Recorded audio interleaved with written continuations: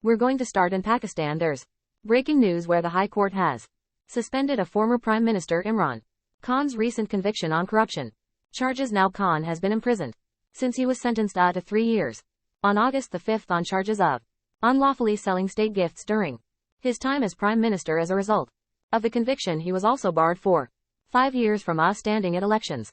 Suspension of the conviction doesn't necessarily mean that Khan will be free to walk out of jail, or they'll be allowed to contest the national election due later this year. Right, let's head straight to Islamabad. Our Pakistan correspondent Caroline Davis is there. Hi Caroline, so just talk us through what exactly has just happened. Lewis, this is complicated. So inside court just behind me, the judges decided that Imran Khan's jail sentence has now been suspended until they hear his appeal on this particular case. It's the Tashikana case. Back at the beginning of August, he was found guilty of not having declared a gift that he had been given, state gifts that he then sold on, so he was jailed for 3 years from that point. Now that jail sentence has now been suspended, but it doesn't mean that Imran Khan is about to come out of prison. There are lots of other cases against the former Pakistan Prime Minister, and there are also various different arrest warrants out for him in relation to those cases. That means that he could get arrested again before he even steps foot outside of jail. Now at the moment, Imran Khan's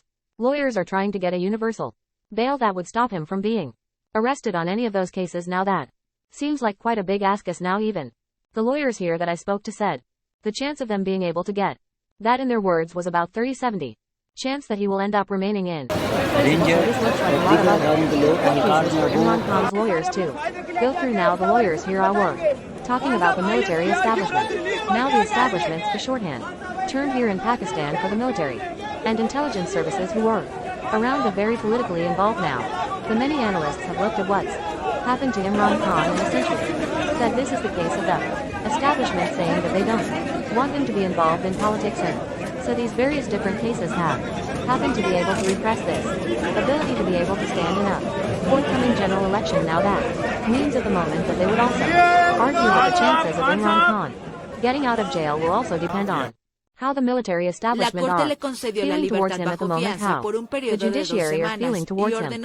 On the counter-narrative here, if you were to speak to the government, if you were to speak to any of those people inside the establishment, they would say, this is all about the rule of law, that Imran Khan has broken various different rules of law, and that the fact that he's been found guilty in this case means that he should be in prison. So this is the sort of arguments that are going on currently in Pakistan, but the end result, though, is that although Imran Khan has had his jail sentence suspended in this particular case, it doesn't necessarily mean he's going to be out of prison immediately, and maybe not for a little while to come in.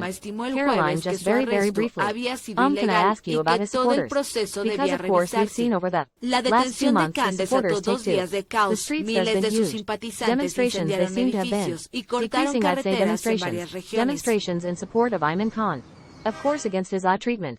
What's the wider perception there across the country about what's going on? Yes, so back on the 9th of May when Imran Khan was first arrested, where we did see protests around the country, and then subsequently we saw thousands of Imran Khan's supporters arrested. We saw many of his main leaders. Rest of the country are going to publicly come out, even if behind the scenes perhaps they are still supporting him.